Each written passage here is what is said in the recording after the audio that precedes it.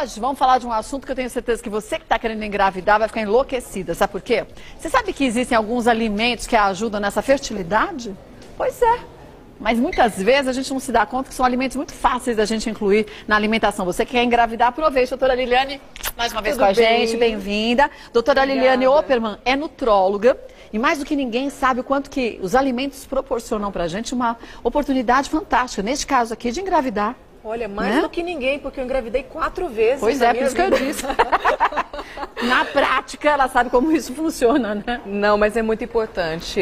A gente pensa apenas na questão do dia do mês, né? E não se preocupa, às vezes, durante toda uma vida com alimentação, sendo que tudo que você faz a vida inteira vai refletir na sua fertilidade quando você resolve engravidar. E hoje a gente está vivendo um momento onde a mulher ela deixa para engravidar mais tarde, em função do trabalho, né? Época onde a gente tem a presidenta, a mulher trabalhando, fazendo a carreira dela estando em primeiro lugar, a fertilidade, engravidar acaba ficando para mais tarde. Né? Mas aí esse ficar para depois, muitas vezes, o relógio biológico não acompanha do mesmo jeito. Exatamente. Né? Aí que a gente tem que lembrar o quanto que a gente o que a gente já se alimentou e o quanto que a gente vai ser aquilo que a gente escolher a partir de agora para nossa vida, né? Ou seja, independente se a pessoa quer engravidar agora ou quer engravidar daqui a 10 anos, preocupar com a alimentação hoje... É importantíssimo. É importante. Agora, quais são esses alimentos que devem fazer parte dessa rotina? Porque também não é comer um dia só e achar que você vai estar com esse problema resolvido. E também né? não é se entupir de tudo isso todos os dias, porque senão vai ganhar peso, até alguns alimentos são bem calóricos, né? Inclusive a questão peso, é muito importante a gente falar, porque tanto o baixo peso como o excesso de peso falam contra a fertilidade. Então podem fazer com que a mulher não consiga engravidar. Exatamente. Vai ao médico, não tem problema de fertilidade nenhum, mas mesmo assim não engravida. A muito magrinha e aquela mais gordinha, né? Tem dificuldades. Tem dificuldades. Aqui a gente tem alguns alimentos, vamos começar com este, ó, germe de trigo. O que tem no germe de trigo que ele ajuda nesse processo? Ele tem quase todas as vitaminas do complexo B, que são importantes na fabricação de hormônios sexuais. Eu falei quase todas porque não tem a B12. A B12 é uma vitamina do complexo B apenas encontrada no reino animal. Ah, tá. E a gente tem que pensar na fabricação, desde a fabricação dos hormônios até a qualidade do espermatozoide, pensando na fertilidade tanto feminina como masculina, na qualidade dos óvulos. E o complexo B é muito importante para isso. Quando a gente pensa em hormônios, porque aqui, na verdade, é uma mesa sutra, né? Tem o Kama Sutra, né? Essa mesa sutra. É a mesa sutra, que já tem que entrar desde a parte do desejo sexual. As pessoas que se alimentam bem, que têm todas as vitaminas, elas são mais equilibradas do ponto de vista de estresse, com isso tem melhor libido, fazem com mais frequência, né? Tem gente que faz uma vez por mês que engravidar. Então, aí, gente, milagre não aquelas dá, né? coisas básicas, desde a frequência com que você tem a relação, faz toda a diferença. Então, germe de trigo tem que começar a fazer parte da alimentação. Aqui a aveia? Aveia é importante, né? Se você pensar na fertilidade feminina, a síndrome de ovário policístico, ela tem uma questão da insulina envolvida, onde a pessoa tem uma resistência insulínica. Alterações de nível de glicose no sangue com insulina que vão manter este ovário policístico por muito tempo.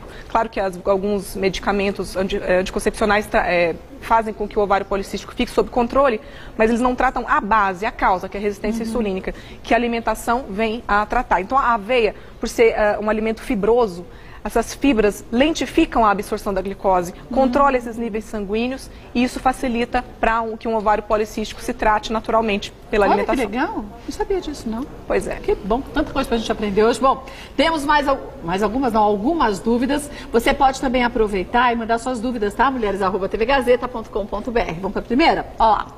Veja quem é, da Sandra de Campinas. É verdade que comer alimentos com muito açúcar prejudica a fertilidade feminina? Correto. O mesmo raciocínio que a gente pensou da aveia lentificar o açúcar, porque ela é um carboidrato.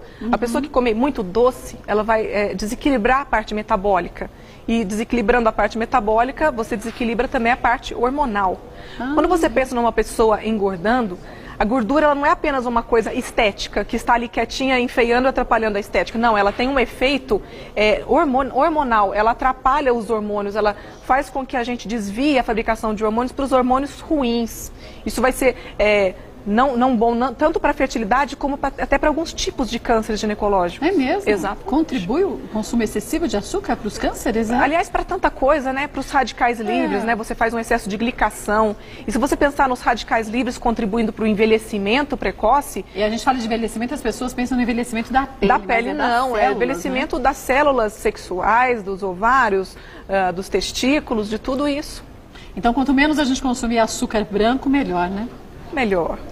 E é um vício que a gente acaba tendo, eu acho. Quanto mais açúcar você come, mais o seu corpo perde açúcar. Quando você consegue segurar pelo menos uns 10 dias, comigo é assim.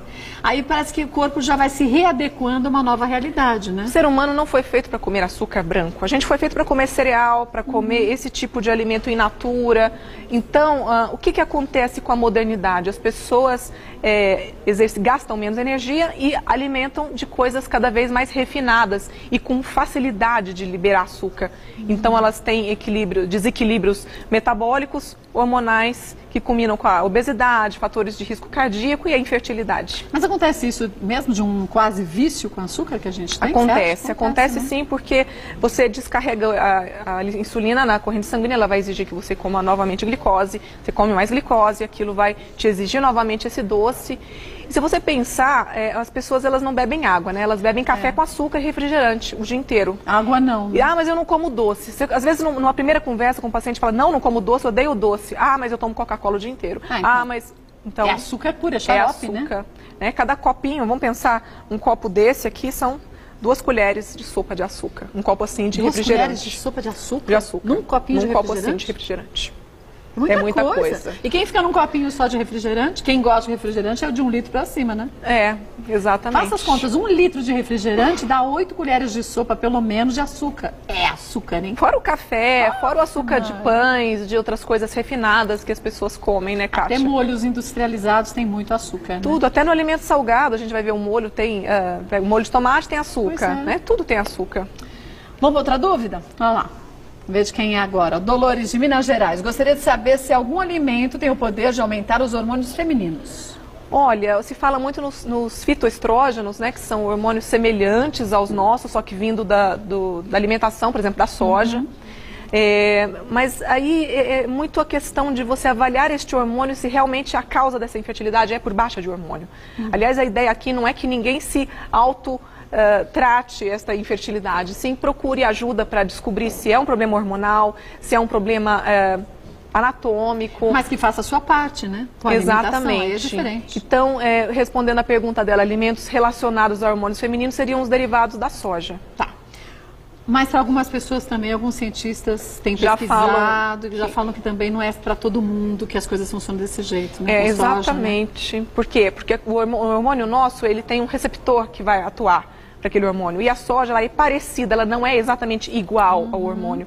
E ao você introduzir uma molécula parecida que não seja igual, nessa semelhança, ela pode modificar aquele receptor e o estrógeno natural não ter efeito. Alguns estudos têm mostrado esse tipo de comparação ruim, pro lado ruim também. Então não adianta, ouvi dizer que a soja é maravilhosa, vamos entupir de soja. Para a fertilidade, não. Para uma sintomatologia pós-menopausa, aquela mulher que já entrou na menopausa, ela já engravidou, já cumpriu o seu papel de reproduzir, então ela vai pensar e às vezes ela tem até uma contraindicação a tratamento hormonal, ela pode pensar na soja assim como um coadjuvante. Agora aqui a gente tem avelãs e nozes, as frutas oleaginosas e que a gente não tem o costume de consumir todos os dias, só no final de ano, mais ou menos, as pessoas consomem, né? Olha, na minha infância era bem assim, né? Só via nozes no Natal, né? Era até aquela nozes inteira, a gente quebrava na porta, às vezes quebrava a porta, mas não quebrava as nozes. E por que elas estão aqui fazendo parte? Porque elas são ricas na vitamina E, que é um poderoso antioxidante. A gente estava falando do envelhecimento, né? Da questão dos radicais livres. Então, ela vai atuar, né, nesse controle dos radicais livres, também na produção saudável dos hormônios e excelente energético também, né? Se você pensar do Mesa Sutra, alimentos energéticos, né? Não tem aquele famoso do amendoim, que é bom, que é estimulante afrodisíaco. Não deixa de ter um fundamento, porque alimentos calóricos e energéticos vão te aumentar a disposição. Quem tem mais disposição tem vontade de ter relação sexual e com isso, né, obviamente vai melhorar a fertilidade. Mas dizem também que eles têm óleos importantes, as frutas oleaginosas têm, os poliinsaturados. Para aumentar o bom colesterol também, né? Sim, aí junto para isso precisa de uma atividade física moderada. Aliás, atividade física em excesso é ruim para a fertilidade. Ruim por quê? Muitos atletas, né, que são profissionais, as mulheres, elas deixam de menstruar. Porque elas baixam muito o percentual de gordura, às vezes não tem uma alimentação regrada, entram numa menorreia, que a gente chama que é a falta, a ausência da menstruação por um tempo, que se não tratada a tempo, futuramente ela pode ter um problema de infertilidade. Puxa vida, então todos os excessos. Todos os excessos, até a atividade física. Então consumir quanto dessas frutas oleaginosas? Se você pensar em diariamente, algo em torno de uma colher de sopa cheia, né? Você pensar nozes, vai dar umas 4. Se pensar na avelã, dá umas 8. Mesmo, é só isso, hein, gente? Também não pode muito. Não é para se entupir de nozes nem nada do gênero. Temos mais uma dúvida, vamos ver de quem é? A próxima é da Lívia, do Rio de Janeiro. Li uma vez que a Angélica comia determinados alimentos para engravidar de uma menina. Isso pode ser verdade? Quais são esses alimentos? Existe isso? Olha, o que eu conheço sobre essa coisa de você programar o sexo do bebê é com relação ao período que você tem a relação sexual. Quer dizer, antes da ovulação ou depois da ovulação, né? Até porque o que determina o sexo é o espermatozoide. Então a Angélica pode comer o que for, que é o espermatozoide do Luciano. É o que ele comeu, né? Que vai fazer essa diferença. Então, assim, o que eu tenho de conhecimento seria que você tem os dois tipos de espermatozoides, que carrega o feminino e o masculino, e o masculino é mais rápido e o feminino é mais lento. Não, é o contrário, desculpe. O feminino é mais rápido e o masculino é mais lento. Então, no início do período fértil, se você tiver logo no início do período fértil, o feminino fecunda primeiro. Se você tiver logo no fim, final, é o masculino. Então, é o que eu tenho de conhecimento. Agora, a parte de alimentos para determinar o sexo, sinceramente, até se você pensar, porque é o homem que determina... Ele teria que comer, não a gente. Mas será que esse início de ovulação, a gente tem um pH vaginal ou uma acidez vaginal de um jeito que proporciona também que esse espermatozoide corra mais ou corra menos, né? Tem essa parte também relacionada a isso. O do homem, tudo bem, ele é mais lento, mas ele vive mais tempo, não é isso? O espermatozoide que dura tem o gene masculino. Fica mais tempo, sei lá, né? Alguma coisa assim, né? Aliás, eu estava vendo os vídeos, né, que você mostrou antes, né, sobre os trânsitos, aquela coisa por um triz. A fecundação é quase que um acidente daquele, né? É uma coisa que é quase um acidente. Você sobrevive a tanta coisa e de repente acontece aqui. Tantos vão atrás e só não consegue. Exatamente. Bom, vamos voltar aqui aos alguns alimentos. Você falou de alguns alimentos que são calóricos, mas tem que fazer parte dessa mesa. O abacate é um deles, as pessoas hoje em dia evitam demais, mas ele é super importante também. Muito importante. Ele melhora a imunidade, né? A gente tem que pensar que algumas doenças, a gente pensa em imunidades e os patógenos que vão piorar, que vão usar do nosso organismo, piorando a nossa fertilidade. Por exemplo, clamídia, que pode futuramente obstruir trompas e com certeza, se a pessoa tiver uma boa imunidade, ela não vai adquirir estes micro-organismos patogênicos.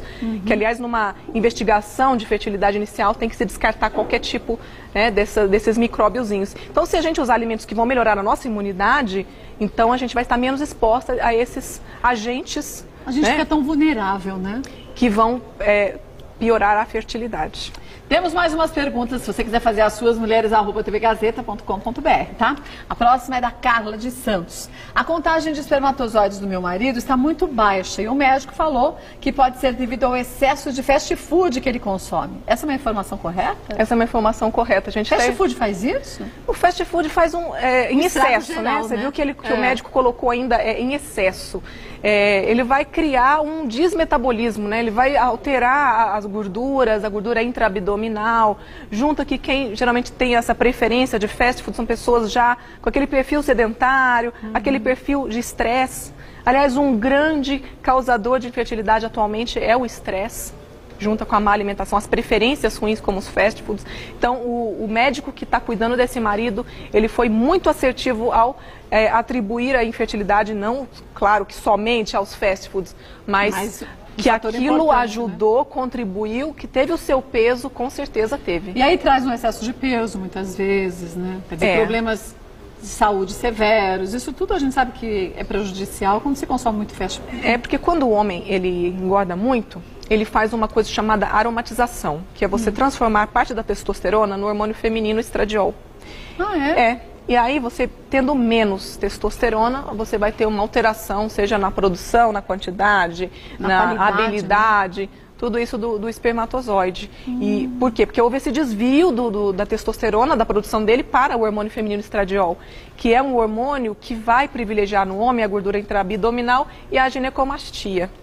Então, sabe aquele cara... Peitinhos. Isso, do homem, né? Do Sabe homem. aquele cara estressado, gordinho, barrigudinho, aquela barriguinha durinha que você vê assim, você nem consegue afundar o dedo, né? E tem aquele peitinho já e come muito fácil, junta com colesterol que sobe, triglicéridos que sobe, pressão que sobe, e outras coisas também começam depois a não subir, enfim. Né? É assim, o que tem que subir não sobe, tem que subir. Exatamente. Então, tem que cuidar mesmo, tanto para o ponto de vista de fertilidade como de potência também. Vamos para mais uma dúvida? Vamos ver de quem é. Você vê a próxima? Thaís do Guarujá. É verdade que o excesso de álcool pode deixar o homem ou a mulher infértil? O excesso, né? Mais uma vez a gente usou a palavra excesso, sim, com certeza, porque a gente precisa do nosso fígado para metabolizar tudo no nosso corpo, desde aquilo que a gente come aos hormônios que a gente produz.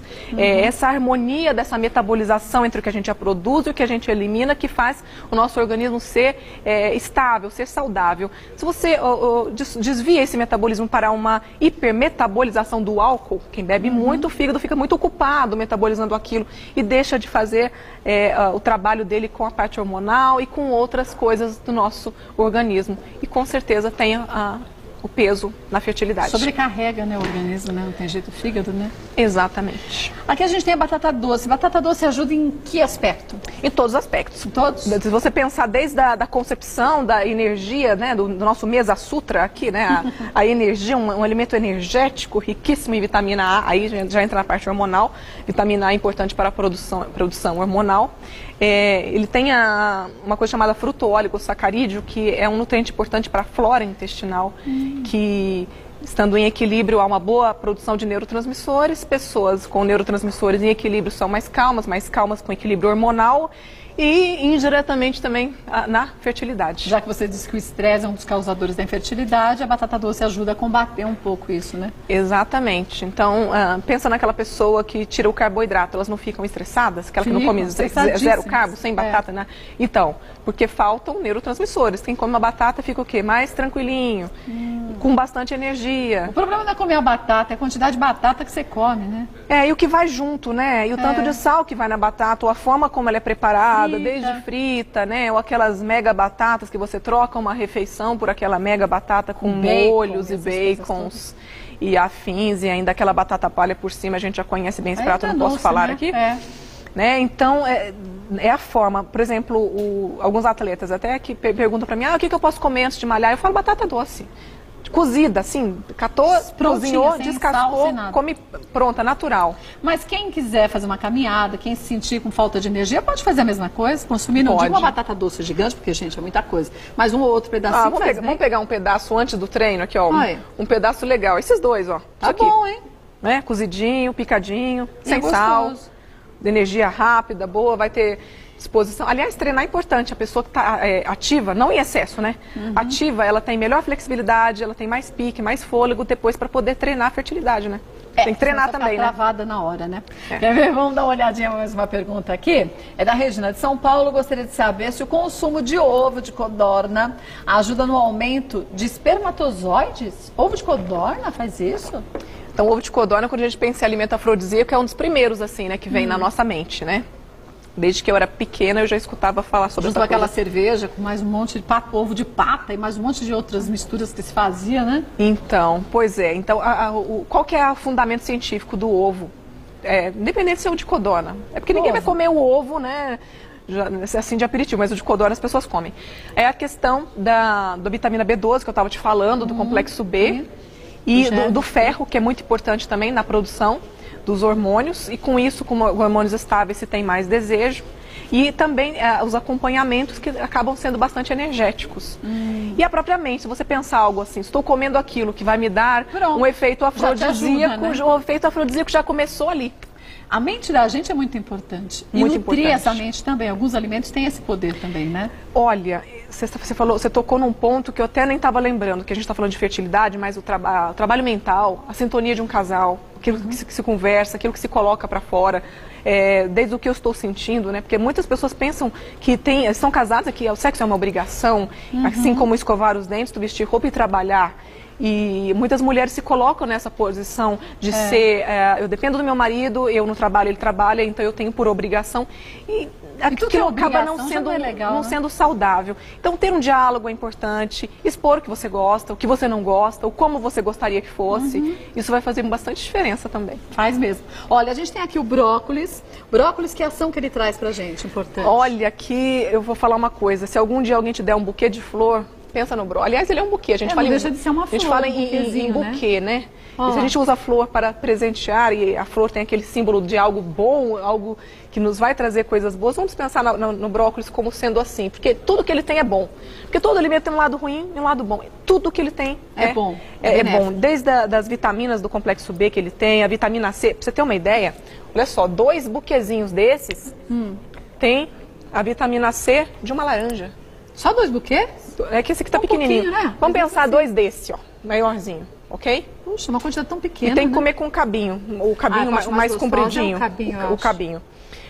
Agora, ele tem uma coisa muito legal, que é um fator anticancerígeno, o indol 3-carbinol. Ele atua na metabolização dos hormônios bons, para não deixar formar hormônios ruins, que são hormônios cancerígenos, e esses também hormônios ruins que também vão atrapalhar a fertilidade. Puxa, que bom. Então, consumir sempre brócolis, né? É importante para a saúde das mamas, da próstata.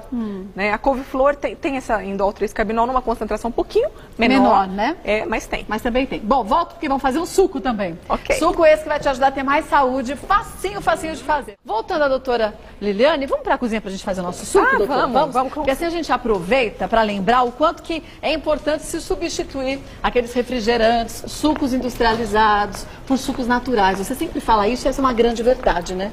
Com certeza, e esse aqui é independente, ele é muito bom para fertilidade, até por conta dos ingredientes, mas até para quem quer ter um início da manhã bom, com energia, com vigor, pode também tomar, né? Então vamos ver o que a gente tem aqui. Maçã, ali tem o quê? Umas 2 maçãs? Tem exatamente 2 maçãs. 2, né? Mais ou menos 2 copos de suco de laranja. Isso. Vamos pegar aqui as colheres. Exatamente. Aqui é agrião?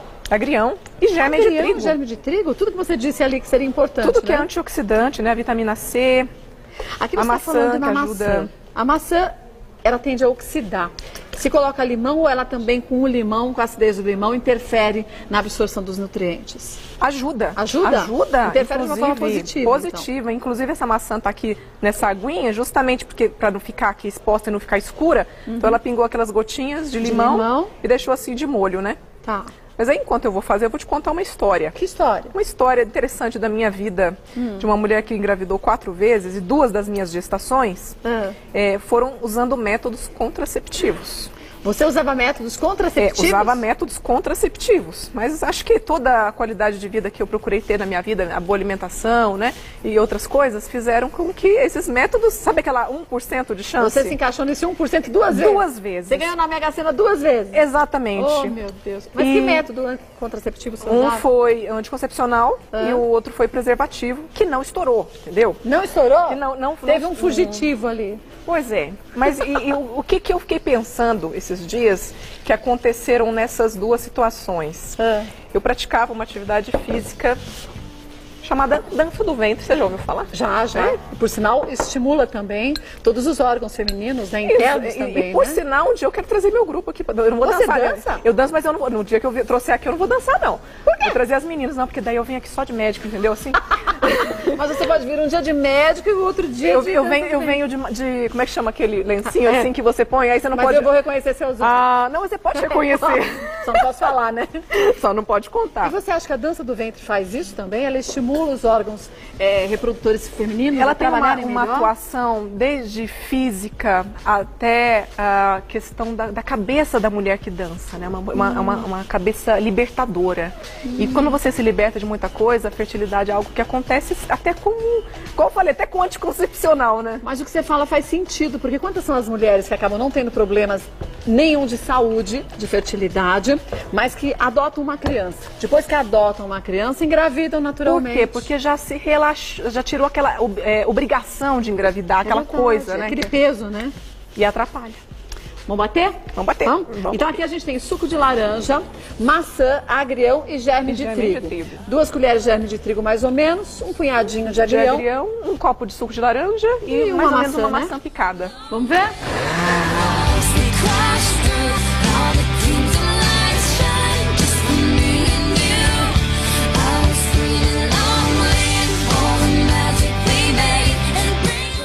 Nem precisa bater demais, né, doutora Liliane? É bom sentir essa... Eu acho que até dá mais saciedade, principalmente quando você pensa num suco substituindo uma refeição.